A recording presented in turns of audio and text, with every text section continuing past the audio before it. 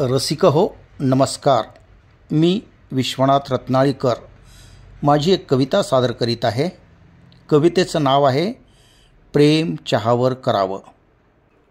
प्रेम चहावर करावं, भरभरून करावं, कप भरून करावं. प्रेम चहावर करावं, भल्या पहाटेच्या गार वाऱ्यात उकळणाऱ्या चहावर करावं. अन दुपारच्या गरम उन्हातील उबदार चहावरही करावं.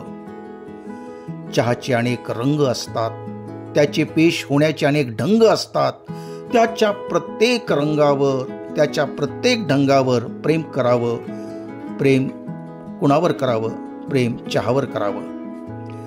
काळा चहा कुणी डिकॉशन म्हणून पितात, स्वतःच्या स्टाईलला प्रिकॉशन म्हणून पितात. कोऱ्या चहात लिंबू पिळला की लेमन टी होतो. नक्षीदार ग्लासात ओतला की सुंदर नटी बनतो. आलं टाकलेला चहा सर्दी कमी करतो. बिनसाखरेचा चहा माणसाची गर्दी कमी करतो. वेलची टाकलेला चहा सुगंधी असतो. दोन जीवांना एकत्र आणण्याची संधी असतो. चहा देखील असतो झणझणीत मसालेदार, गरम असूनही पिणाऱ्याला करतो थंडगार. प्रेम कुणावर करावं? चहाच्या अशा अनेक रूपावर करावं.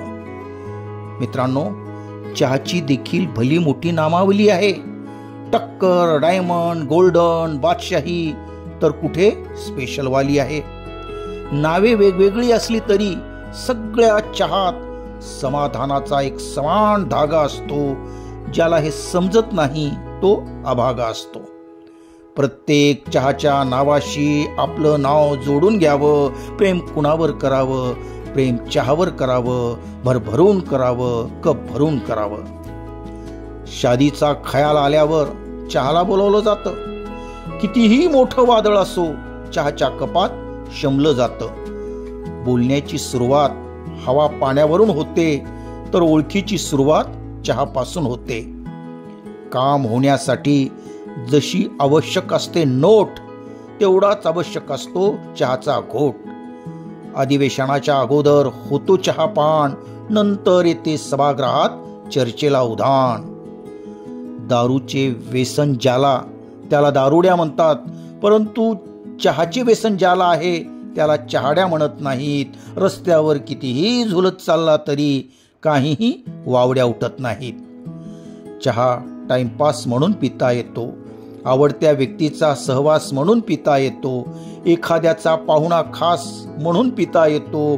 मन झाले उदास म्हणूनही पिता येतो. म्हणूनच म्हणतो प्रेम कुणावर करावं? प्रेम चहावर करावं. चहावर करावं, भरभरून करावं, कप भरून करावं. प्रेम चहावर करावं. नमस्कार.